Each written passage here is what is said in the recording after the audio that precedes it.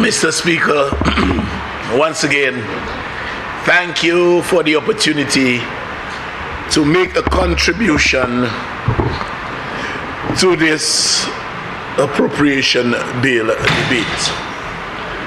Quite apart from expressing my total support, I want to commend our captain for really batting a captain's innings. Your contribution, Mr. Prime Minister, was second to none and provided the gateway for your soldiers to contribute and take the lead from you. Mr. Deputy Speaker, there has never ever been in the history of this country a budget address that finds embrace with all and sundry. This year is no exception. But you know what, Mr. Speaker, Deputy? When and if you identify what you label as a hardship, you need to juxtapose it in honesty with all the relief that was enunciated. But you see, it is the hypocrisy that kills me. The hypocrisy. When the Honorable Prime Minister announced the 12.5% removal of VAT on building materials, being plywood, lumber, galvanized steel and blocks, the leader of the opposition sat in his chair and in a very hypocritical and conniving way gave the Prime Minister the thumbs up. Yes, he did. You know what he did, Mr. Speaker? He had barely left the steps of this august chamber when he resorted to social media, having commended the Prime Minister on one hand, went blasting this very Prime Minister for the 2.5% health levy, Mr. Speaker. That is what he did. He had instantaneously forgotten that there was a 12.5% relief. He wanted to cause some political sensationalism. What he never said, Mr. Speaker, and what he withheld was the fact that the 2.5% levy was not applicable to groceries. He never said that. He never said the price of food will not raise based on that levy. And I want to say this. When he was Prime Minister of this country, prices of groceries skyrocketed. What did he do? Absolutely nothing. Rather than doing something, Mr. Deputy, he actually removed the subsidy on rice, flour, and sugar. That is what he did, Mr. Speaker. So, Mr. Speaker, sometimes you wonder why you have those kinds of people around. Now, I would have said no more, Mr. Speaker. I would have said no more on this 12.5% and 2.5%. But in jogging my memory, I certainly remembered Statutory Instrument 80 of 2020. And guess what? That law, that statutory instrument, was passed about 1 o'clock in the morning. Led to just at Lucia dormi. Gouvernement qui était à bas, leader of opposition naturellement, yo passé en loi. And you know what they called it, Mr. Speaker? They called it the Public Health Offences Act or something of that sort, Mr. Speaker. If you just permit me a couple seconds, let me find my copy. It is there, it is there, it is there. Yes, Mr. Speaker, I have it with me, and I can make it a document of the House. Pass this piece of legislation at 1 o'clock in the morning. Les Lyciens, les autres tout t'es qu'à dormir, les autres tout t'es en faux sommeil. En l'année juste avant l'élection, à bas, même pour Mikou South. Yo te pas vle passer en loi pour mettre en licence pour faire boudin. Yo te vle pas son loi pour mettre licence pour faire charcoal. Yo te vle pas son loi pour faire bloc. Yo te vle pas son loi pour faire charbon. Yo te vle pas son loi sous café fiberglass. Yo te vle pas son loi sous café mécanique. Yo te vle pas son licence sous café hairdressing. Processing fish. Everything under the sun. Poisson, sous ka process poisson. Sous ka waje jewelry ou brise licence. Sous water recycling ou brise licence. Sous ka fait travail asbestos ou brise licence. Sous ka spray machine ou brise licence.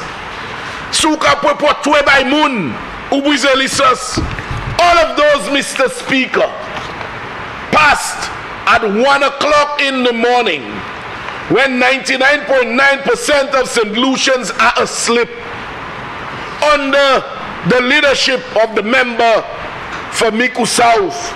And today he has the audacity to talk about a 2.5% levy on for health. Mr. Speaker, you know, again, it comes back to the hypocrisy. But that in a nutshell speaks to the untruths with which the people of this country are being fed. And it is being done just to get to cause political sensationalism in the hopes of gaining some political advantage.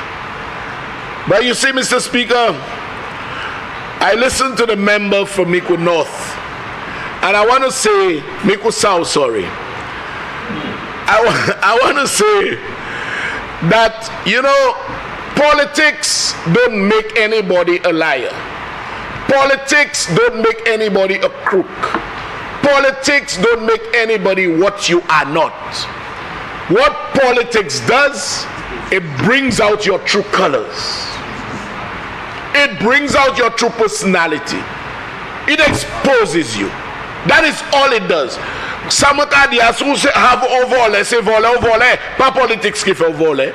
Sou ma chose, ou ka di ma chose, c'est ma chose ou ka di, pas politics qui a fait ça. Politics does not implant any genes in anybody, Mr. Speaker. So, oh yes, it was the member from Miku North who said that, Mr. Speaker. Yes. It does not make anybody dishonest or deceptive or fraudulent. It brings you out. Because don't tell me, Mr. Speaker, you have both the member for Swazel, and by the way, he did absolutely nothing in Swazel, permitted the people to use the community center as a storage area. And today, he has the audacity to talk about projects for his constituency. They sit here in this chamber, Mr. Speaker, forgetting they were the duo who signed the DSH deal. They were the duo who leased the land to T.R. King at $1 an acre for 99 years. They were the duo who permitted the opening of an account overseas, and the balance of the monies remain that of T.R. King. They were in cabinet when the brother-in-law of the then manager of National Housing Corporation got land in Marigo Bay at less than $2 a square foot. They were in cabinet when they approved land for sale to a colleague member of the cabinet at 67 cents a square foot. All of them were there. All of them were there. But today, you know, 67 cents. Today, they cry foul, Mr. Speaker. They are crying foul. Why? I don't know, Mr. Speaker. And she said it was too expensive at 67 cents. You know? And when a St. Lucian buys land through an esteemed lawyer, you have a problem with that. Trying to label the transaction as a scandal. You know? Hypocrisy. What is worse, Mr. Speaker? What is worse in the things that you have done is that the leader of the opposition now quite understandably, was described by a regional prime minister as not too bright. But you know, the member for Swazel came into politics with a banking background, a background which ought to impose on him, Mr. Speaker, that need to know better. A background which demands due diligence and the ability of whoever you are dealing with to execute the program that they propose they will. And within less than 6 weeks, as a banker, within less than 6 weeks, you came in, signed an agreement on behalf of this country, which is quite disadvantageous to us. Had he signed that when he was a banker, he would have been fired instantaneously, Mr. Speaker. And those are the kind of people today who pride themselves on being concerned, certainly, about the people of this country. But you see, when they operate with apathy, they operate with the apathy of resources that belong to the state. He went on to say, Mr. Speaker, that we are enjoying growth far less if we did not stop projects. Mr. Speaker, I want to remind the member for Swazel, in whatever hole he has recused himself, reduced to listening to this debate. He is indeed, that as soon as the United Workers' Party won the elections, they actually went on a stoppage tour. They went on a stoppage tour. They did around the island with the captain of the leader of the as captain, and they were just stopping things left, right, and center. They reached Soufre, stopped the square, and after they stop it, hand it to a different contractor. The airport, they stopped it. They stopped it and traded what was a PPP, Mr. Speaker, for us putting a heavy debt burden on the backs of St. Lucians of over $500 million. Now, Mr. Speaker, you know, those untruths that we tell in this chamber. I was downstairs and I want to apologize for my absence during most of the presentation of the leader of the opposition, because, Mr. Speaker, Mr. Deputy, my tolerance for absorbing lies, really, I have a short fuse. I really have a short fuse for that, and for fear that I would have constantly I think I do constantly interfered with the leader of the opposition's presentation, I preferred making myself absent. But the leader of the opposition, again, in his deceitful and dishonest manner, said that the airport project, they were on budget. But, Mr. Speaker, I can make it a document of the House.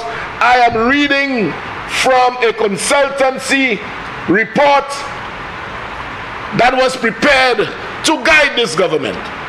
And on page 16, foundations. It seems they have this thing about foundations, Mr. Speaker. They have this thing. You remember St. Jude started at 3 million, ended up at 9 million? They have the thing. They have this thing for a foundation. You can hide the money underground. Foundations, Mr. Speaker. The very leader of the opposition who was prime minister. It says, and I quote, a very significant part of the foundations for the new terminal was executed at a value that had been estimated more than 18 million US. And here this, Mr. Speaker, foundation package was supposed to have costed $1.8 million US. It ended at 19 million US.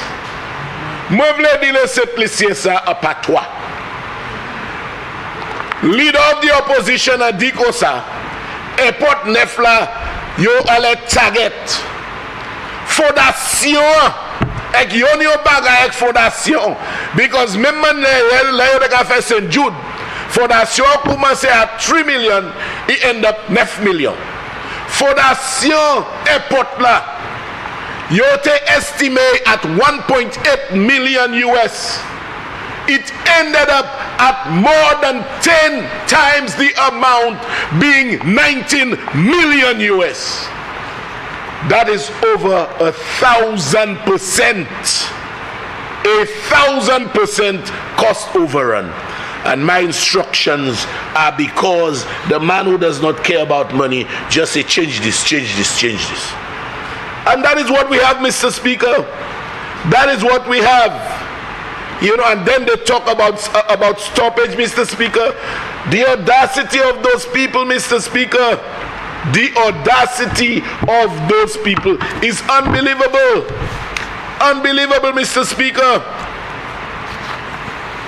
You know, now I heard again the ranting from the member for Swazelle about sandals, and it's not something I suspect none of you all picked it up.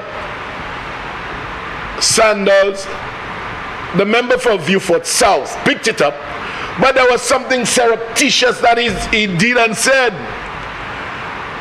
You know, sandals and this $24 million. Now I want to say this, Mr. Speaker. A disclaimer here, I actually like sandals. I like the contribution they make to the economic development of this country. I like the significant indentation that they cause in our unemployment rate. So I have no problems with that. As a matter of fact, Mr. Sanders, the CEO, Mr. Anderson, is a very good friend of mine. But I want the member for Swazelle to know that he cannot fool us. The only person who he can fool is the man who sits to his right. But he can't fool us. It is a fact, Mr. Speaker, that they waived the $24 million or 9 million US. But you know what he did, Mr. Speaker, which was quite disingenuous? He brought, Mr. Speaker, a missive to this house. He brought a missive to this house and attempted to use it to justify why they waived the money. And what is very conniving, Mr. Speaker, he reads from it all the contents as if the contents are factual. Let me repeat that. He reads from this. That is not a birth certificate that carries a registered stamp from the land registry. He reads from this missive as if the contents are factual. But Mr. Speaker, the article has no author. It has no author at all. No author. You know, the source of this is unknown. So it is a highly opinionated missive.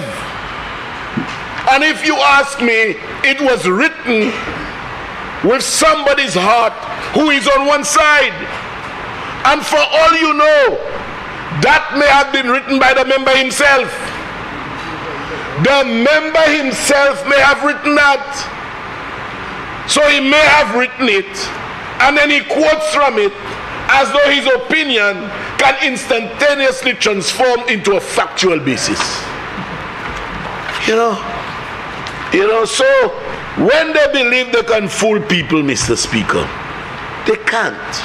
They can't. And that, I would dismiss it as Powell Bolawi. No author. Same ones, Mr. Speaker. Mr. Speaker, I want us to look at our performance as a government in its first full financial year. Mr. Speaker, we know that for the financial year 2021-2022, we enjoyed economic growth of about 15%. And let me let them know, it is not Philip J. Pierre, it is not the cabinet of ministers that had any kind of input in the preparation of the data on which we rely. The only input we had as a government, is our performance. Only our performance, Mr. Speaker. So 2021, 2022, we enjoyed economic growth of about 15%. This last financial year, Mr. Speaker, when the numbers are finally tabulated, we are fetching growth of in the region of 18%. Our growth of 18%, Mr. Speaker, and only this morning I said, Mr. Prime Minister, you have to keep growing. And he said at some point, you stop growing. But, Mr. Speaker, 18% is second in the Caribbean, second to Guyana, with its global discovery of oil. On page 9 of our economic review, our growth rate is ranked number 7 in the world. That is how we are doing. The perception of this country being free from corruption has increased by 13 percentage points, Mr. Speaker. The country was seen as the most corrupt in its history under the leadership of the member for Miku South in 2017.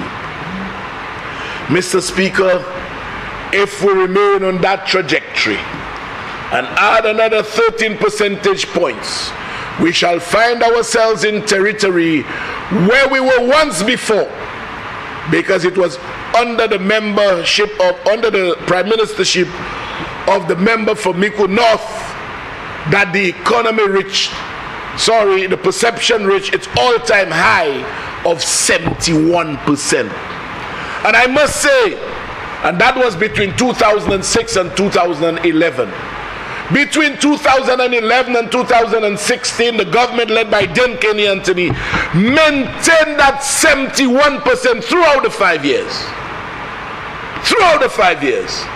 But in 2017, we dipped, Mr. Speaker, by 31 percentage points, bringing us to an all-time low of 14%, making 2017 the most corrupt year in the history of this country, Mr. Speaker.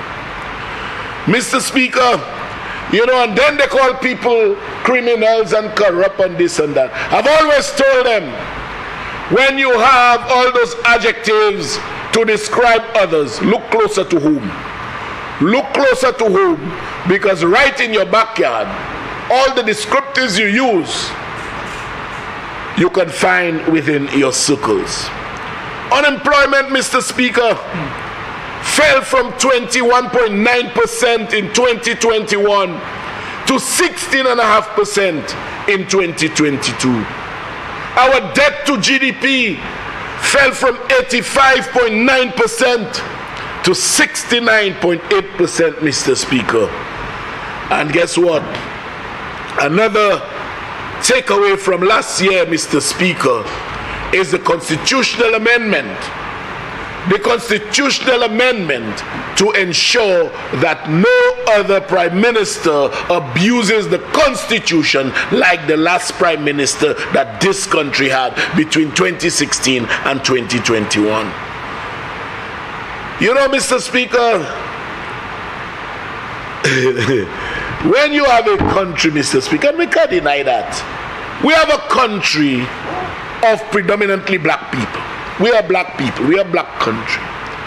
But when a prime minister can open his mouth on television and says that he lose the elections because his class did not support him, persons who follow him need to be very, very careful. In other words, he's saying, Mr. Speaker, you all are not of my class. That is what he's saying. That is what he's saying. So, but Mr. Speaker, when you compare the economy of this small country of ours, we as a small island We did better, much better than advanced economies in the world. We did better than the UK. We did better than Canada. We did better than Japan. We did better than China. And so I see. The member for Castries is the Minister of Finance. The Prime Minister deserves a round of applause. And this growth, Mr. Speaker, did not happen fortuitously. It did not happen by accident. It happened because there was very good, prudent, and financial management, sound financial decisions. You know, Mr. Speaker, that manifested itself unprecedentedly in a senior civil servant overtly disclosing that for once the country is under good hands and they are experiencing better financial management. When a civil servant can say this, Mr. Speaker, you know something good is happening. And rather than being grateful to that kind of leadership, that kind of deliverance, Mr. Speaker, came through by the Almighty, giving the member for Castries the authority to deliver. Rather than accepting and embracing the positive changes, not only do they lay claim to the changes, but they also call him all sorts of names, Mr. Speaker. And over the weekend, yesterday in fact, they christened him even with a new one, Mr. Speaker. When I hear a former Prime Minister saying that the J in the current Prime Minister's name represents Joker, we are not like that, Mr. Speaker. We are not like that. And although his name is Alan Michael Shastney, I will never ask anyone, I will not, and I will not urge anyone to say that his A stands for autistic. Nobody should say that. Nobody should say that, Mr. Speaker. But sadly, that is where our country has gone. You know, a performing government versus an opposition that is so desperate that it thrives on deceit, dishonesty, fraudulent misrepresentation, untruths, and insults. And Mr. Speaker, you saw an example. You saw an example. A leader of the opposition putting up a value of one parcel of land, saying that it was subdivided, but the amount remains the same. Even a school child knows that you have 100. Even if you take out one from the 100, you have 99 left. You cannot have 100 left. Only the leader of the opposition knows how to do that kind of maths, Mr. Speaker. And that's what they thrive on, Mr. Speaker. And some of those people is just follow the leader. Mr. Speaker, they continue to make all wild assertions, even in the face of empirical data, even in the face of documentary evidence to substantiate what one is saying, which refutes what they say. They still proceed. Right now, I'm hearing a new one. It is a footpath. Yeah. A footpath. Today, it was the same amount of land, but all of a sudden, the amount that was removed was a footpath. Huh? So you have 100. You have $100. You give me 50 cents. You still have $100 left? That's the mathematics of a once Prime Minister of this country, Mr. Speaker. You know, Mr. Speaker, continuing with our performance, our gross domestic product, and I know quite a few people might not necessarily know what it is the value of goods and services produced in your country. In 2021, the gross domestic product was $4.8 billion. Last year, it rose by 30.7% to $6.29 billion, Mr. Speaker. And if that is not progress, I don't know what is. But you will hear the leader of the opposition and member for Miku South in his usual rant, nothing is happening, nothing is happening. The evidence is there. The evidence is there. You know, some of them pretend that they're living on Mars. They're living on Mars. They stay in all corners of the globe and tell you nothing is happening in St. Lucia. From New York to wherever, nothing is happening. Nothing is happening. But you know, I will tell him what's happening, Mr. Speaker, if he doesn't know. And I wouldn't, you see, they rechristen everybody. They rechristen everybody. On page 54 of the PM's address, we will see that we had to find $4.2 million, Mr. Speaker. $4.2 million to rebuild custody suites. The one that existed was the largest prisoner holding facility in the OECS. And it was built by your humble servant when the member for Castries North was Prime Minister, and after my plea, he gave me the finances to have it constructed. You just demolished it and then talk about crime. Then hypocritically talk about crime. You know, Mr. Speaker, those kinds of financial decisions, to put it mildly, were outrageous. Outrageous. You know, up to now we don't have a proper prisoner holding facility. And notwithstanding all that kind of wastage by the last administration, the government was still able to find $37 million for social programs, basically geared at improving the standard of living of the poorer people in our country, Mr. Speaker. Confidence in the government has re-emerged.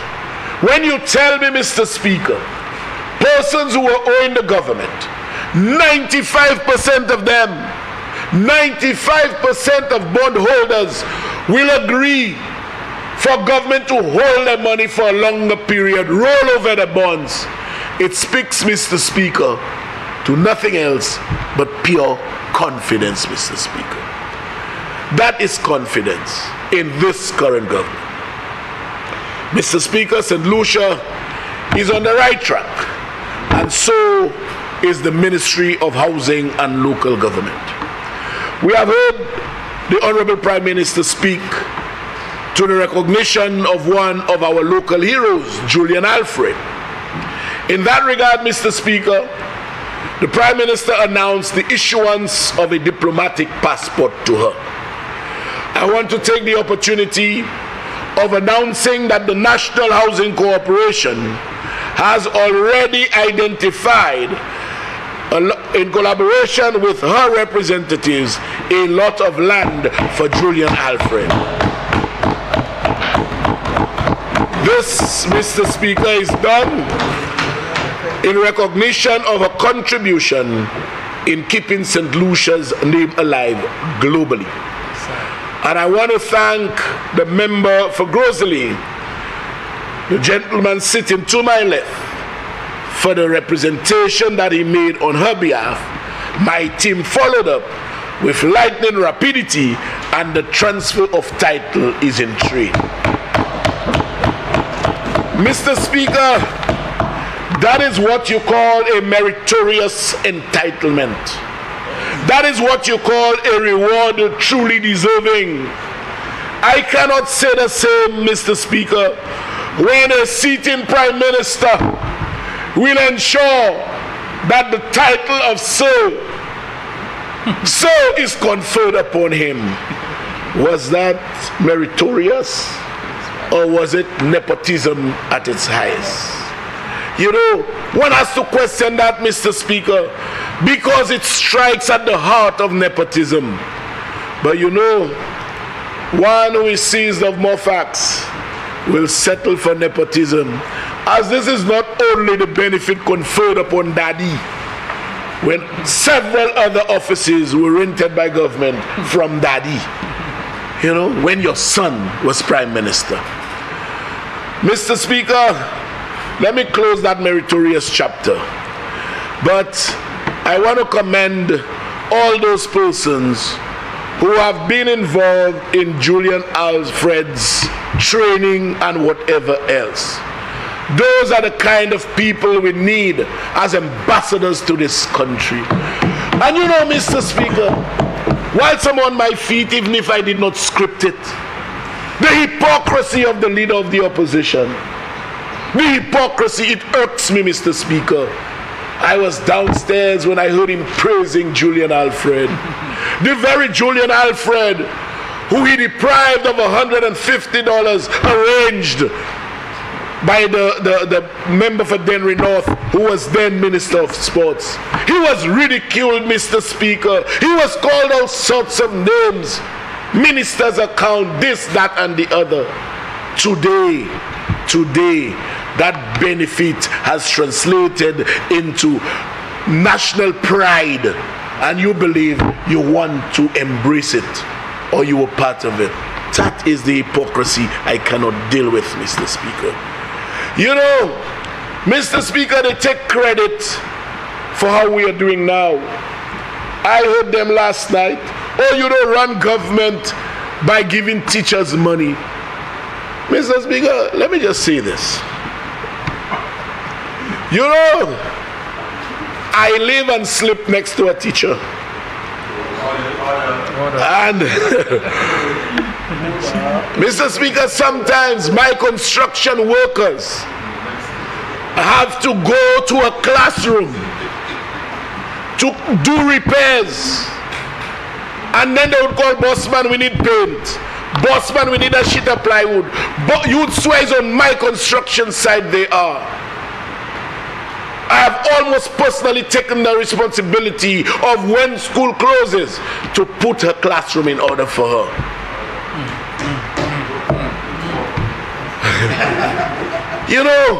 And then now we are trying to cause at least some egalitarianism, some equality. And you are talking about you don't run government by giving teachers money. That is the kind of heartlessness you have pervading the ambience that is enveloped as United Workers' Party. That is what it is, Mr. Speaker. Mr. Speaker, when it comes to wastage, everybody knows the track record of the leader of the opposition. And whilst I will not regurgitate the numerous instances of wastage already enunciated by the member for Viewford South, but I want to remind the leader of the opposition, because I am replete with examples of his wastage, Mr. Speaker. Mr. Speaker, when you tell me a Prime Minister drives around day or night, anytime, with two outriders, every day, to the point where some workers along the road Shasne Kapasi. That's the thing. Every day, Mr. Speaker. When you tell me that you drive a government vehicle, and from the time it starts, it does not go off until you reach your home, you retire for the day, because you always want a cool interior. When you tell me that you spend $11 million on incinerators, 11 million, Mr. Speaker, none of which have functioned for one day. What do you call that, Mr. Speaker? What do you call that? The European Union gave us a gift of OKEU. A gift. What do? You brought Cape and City down here and gave them a contract for $25 million for 2 years, amounting to over $1 million a month. What is that? Isn't that wastage? Isn't that wastage, Mr. Speaker? Take $7 million and give to a company that did not have a clue about pharmaceutical procurement. Up to now, we don't get our money back.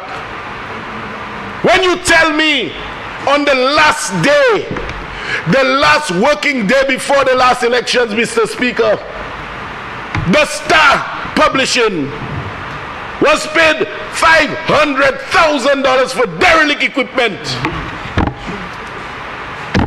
$500,000 for derelict equipment, Mr. Speaker, none of which we have used. You talk about wastage, Mr. Speaker. You talk about wastage, not to mention Pomandu 13 million, Lockerbie 32 million, Range 32, you know. Under your leadership, our rental expense doubled in 2 years, in one term. And Mr. Speaker, that's probably what they wanted me to do. At NHC, they wanted me to probably rent from what's the name of the place? Colony House. I bet you, if the property was sold and we took a 10-year lease on Colony House, you'd hear nothing. Nothing at all. On top of that, Mr. Speaker, you purchased the Dime Mall. You said you bought it for 30 million. You said we were paying interest. We spent a total of about $63 million on it. You gave it away for 13 million. And you talk about wastage? When they won the last election, the senior minister told me he had a very comfortable room. When he was told that they are swining in View Fort, for the first time, the man took everybody and brought to View Fort to be sworn in, red carpet on a playing field. And a room for every minister. The senior minister had a senior room. Isn't that waste? You just won an election, and that is the kind of extravagance you're already showing.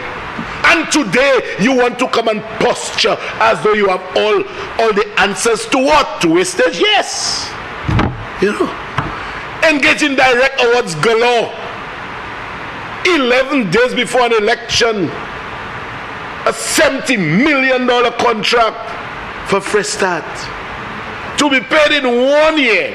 And then the worst thing, Mr. Speaker, 1% interest per day.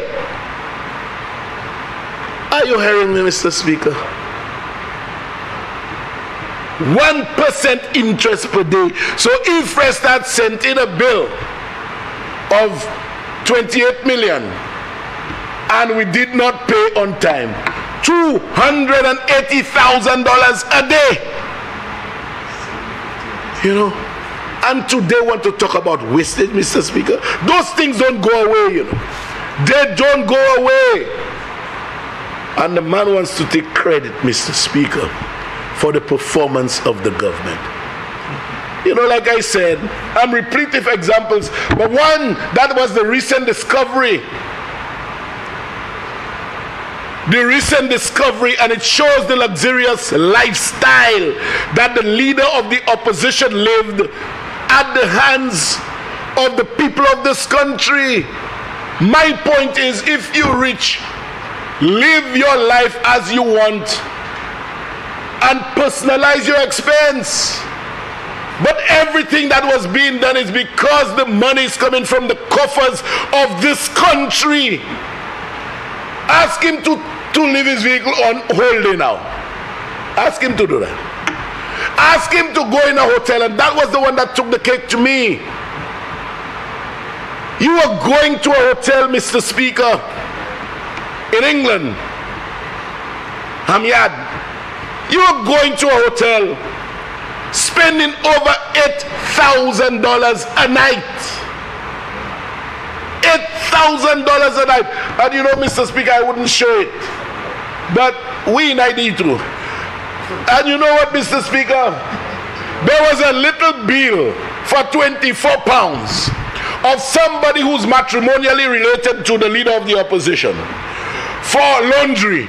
Even that they passed to be paid by the government and people of St. Lucia. Even a laundry bill of £24.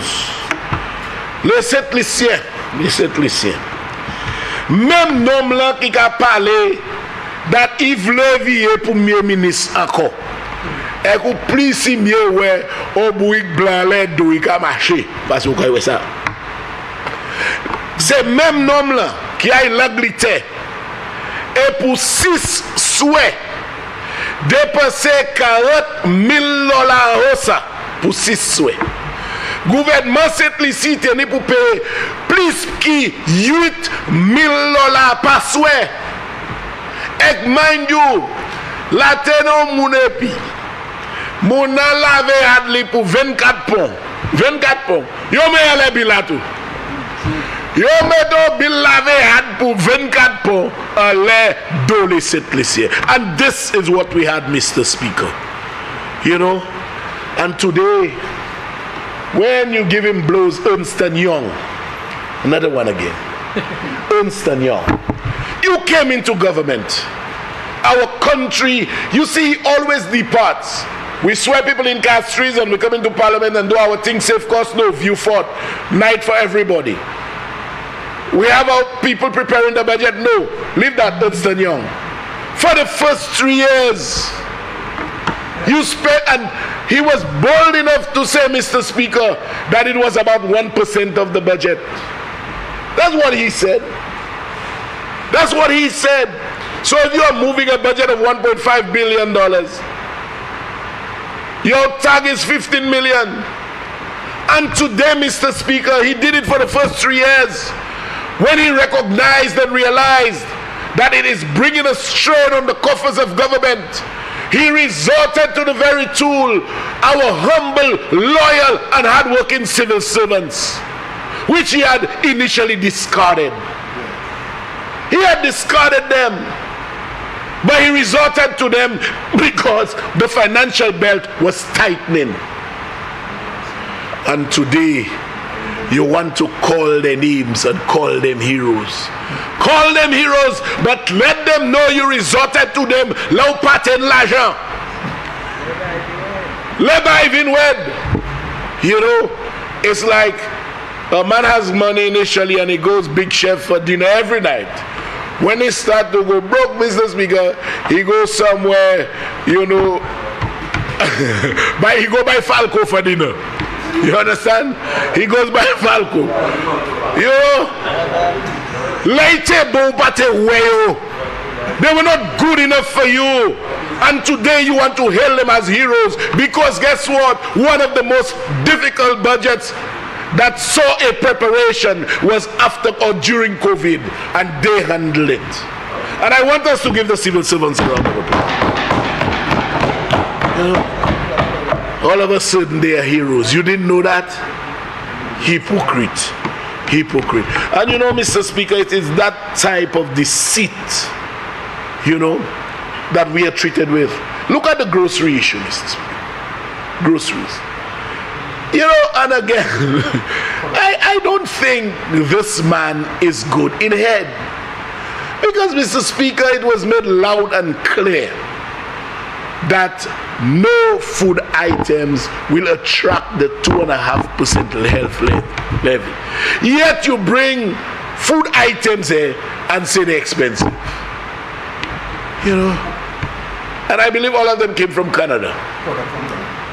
I don't know if it's the massive bag he wanted to advertise. I don't know. But that is the kind of, and you know, some fools fall for it, sadly. That's the reality. Some people fall for it. You know, what are we producing here apart from the eggs that he brought here? Nothing. He didn't bring plantain, yam, nothing. No locally grown food. Pepper sauce. No locally produced. Mr. Speaker, people must understand that this Prime Minister, this government has no control over imported merchandise. We have no control over it. If we want it and we import it, we have to pay the associated cost. And there were supply chain issues that drove up the cost of importation products. We imported cement, we don't make cement. How can we determine the price of cement except to waive whatever revenue we may collect from cement? Those imported goods are beyond our control. But I don't know if Member for Castries Central, you have 10 minutes left. That'll be fine. That'll be fine, Mr. Speaker. That'll be fine, yeah. You know, he would say there, and rant as though, Mr. Speaker. No, I need about 15 minutes, Mr. Speaker. 15.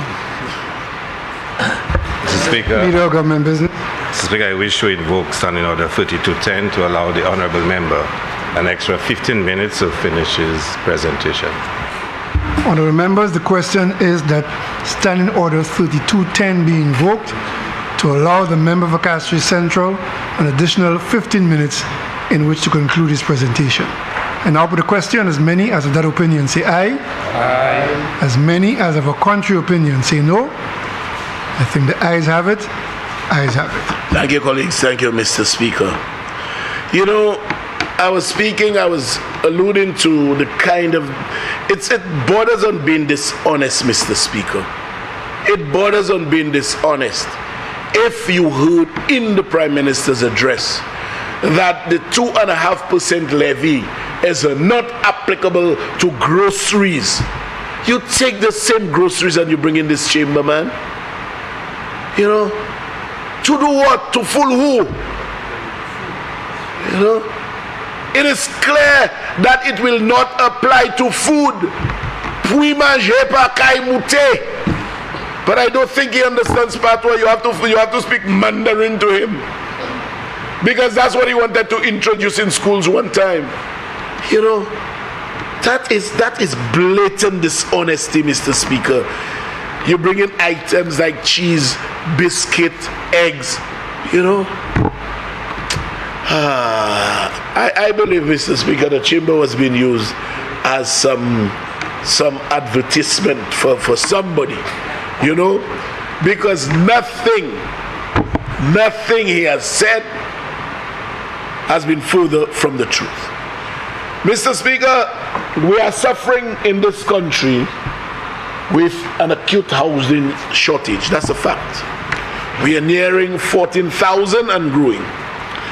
And therefore, Mr. Speaker, the general policy of this government is not to proceed with single family units. If we were to do that, Mr. Speaker, the housing shortage would grow by a faster rate than you can deliver those small units.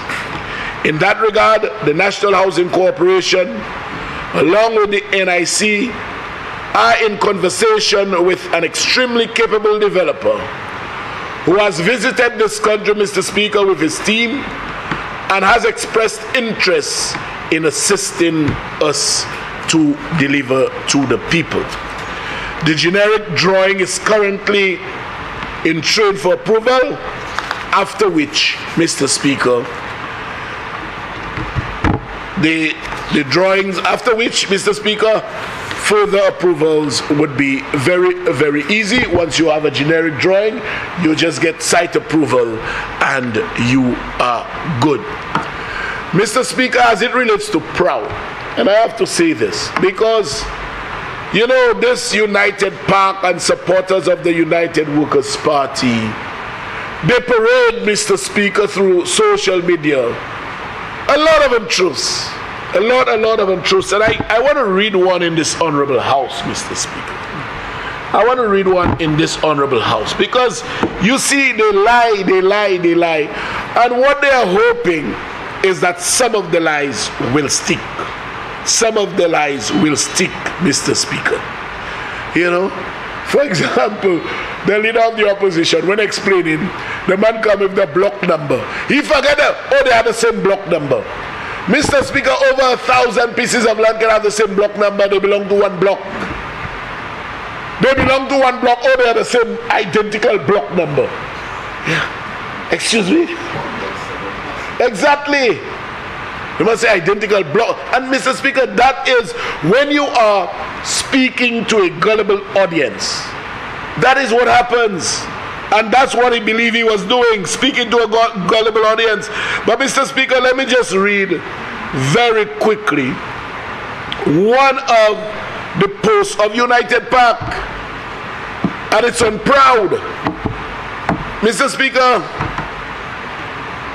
when we assumed office in 2021, we reviewed the operations of Proud, and almost immediately, Mr. Speaker, engaged the UN Habitat to give us a sense of direction so that Proud can be effective, Mr. Speaker. Mr. Speaker, in their recommendations of the UN Habitat, they suggested that Proud be made a statutory authority. The reason for that, Mr. Speaker, is twofold. One, there would be an autonomous body, and secondly, the rate of delivery of title documents would be expedited. Right now on the Proud, Mr. Speaker, for you to give somebody a deed of sale, the Governor General must sign. The Governor General has to sign.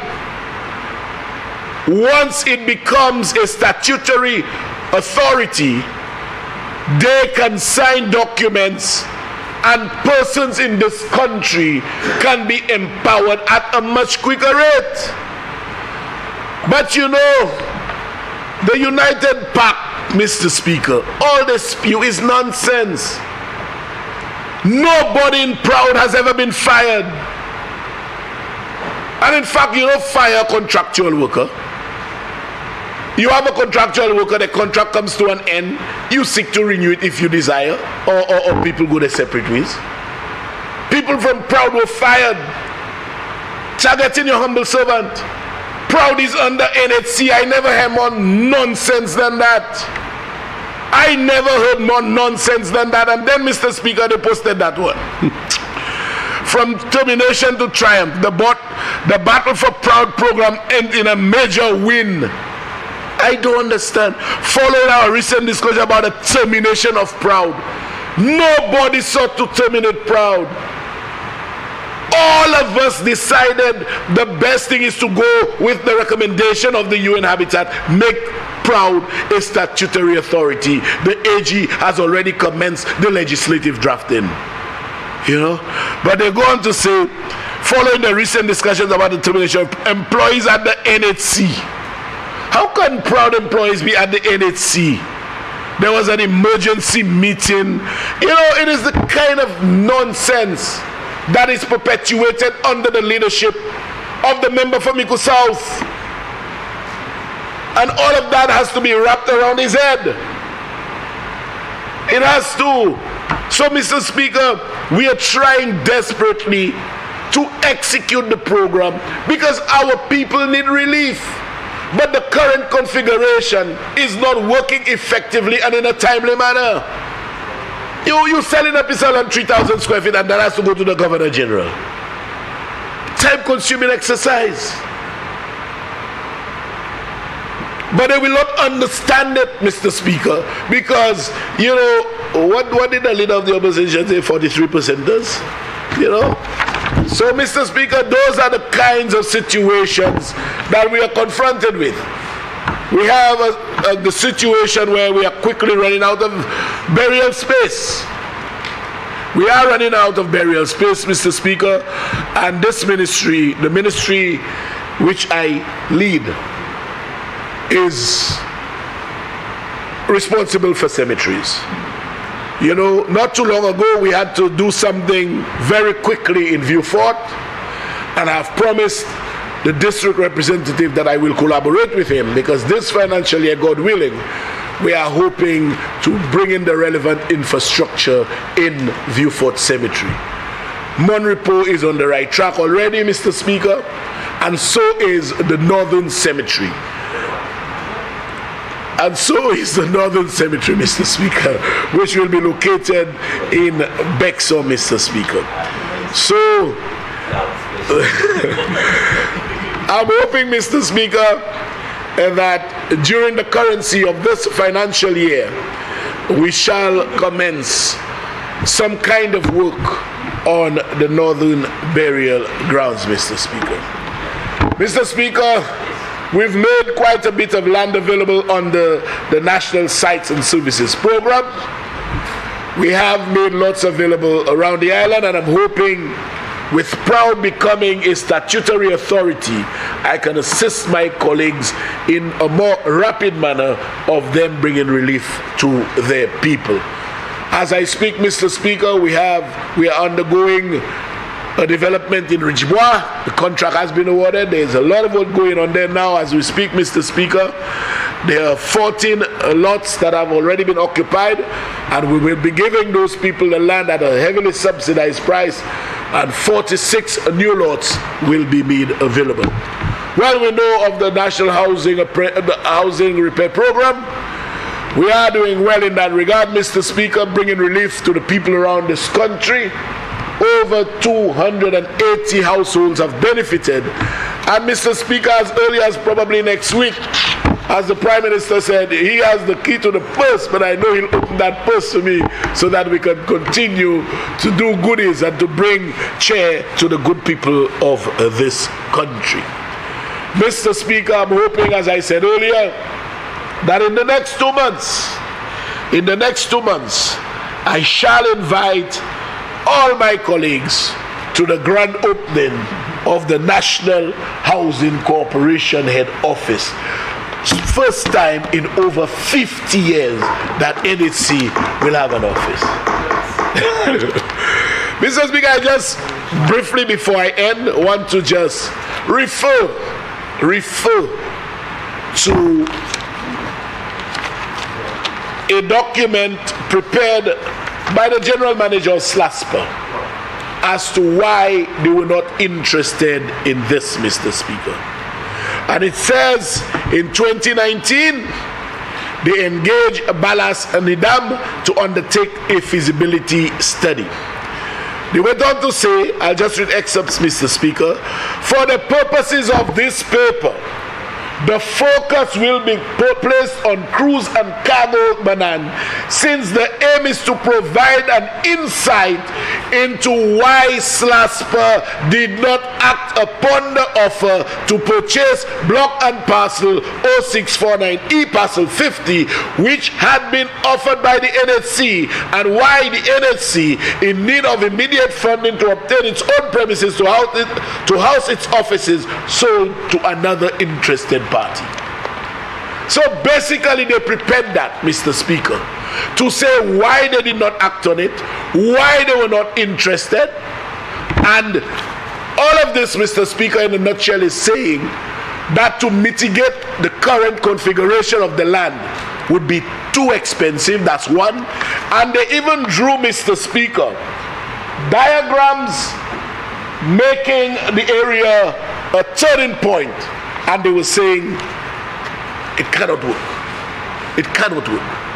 So, whilst they did not tell me, in all fairness to them, they prepared a document and furnished the minister with it, Mr. Speaker. So when you hear United Park saying, you know, why you didn't advertise the land, excuse me? The very man who never advertised the Dahem Hall, the very man who did not advertise giving land $1 an acre, the very man who did not advertise giving Mary Isaac land at 67 cents a square foot, the very man that did not advertise giving the chairman's brother-in-law land at less than $2 in Marigot. But he wanted this advertised. Mr. Speaker, in closing, let me implore everybody to come to the Moshi Jazz. I live in Grosilo constituency. So we have the calendar. Babuno is first after the opening, and then we have Soufre, Peru on the 10th, and Moshi on the 9th. 9th? Babuno is the 6th. Take note, people, please come, all of y'all. Babuno is the 6th.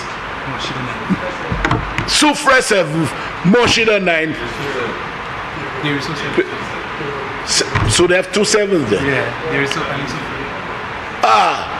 Mais c'est mi côté pour aller il est lycée. On a les toutes ces places là. So après opening c'est Babuno. Après Babuno c'est Soufre. Après Soufre avec Deriso. Après Soufre avec Deriso c'est Moshi and then Peru. You know, Mr. Speaker, we're going everywhere. Let's go, but I must be in Jazz Mosh here. I have to be there because I'm a Moshinarian. Mr. Speaker, having said all of this, I want to thank the members of my team. A lot of times, Mr. Speaker, we as ministers or we as district representatives get the credit for every good thing that happens. And we forget that we are members of a team who execute on our behalf. In that regard, and I see one in the August chamber here, right here, Nikki Cauldron. In that regard, Mr. Speaker, I want to thank all those people who have contributed to me delivering both as a minister and as a district representative.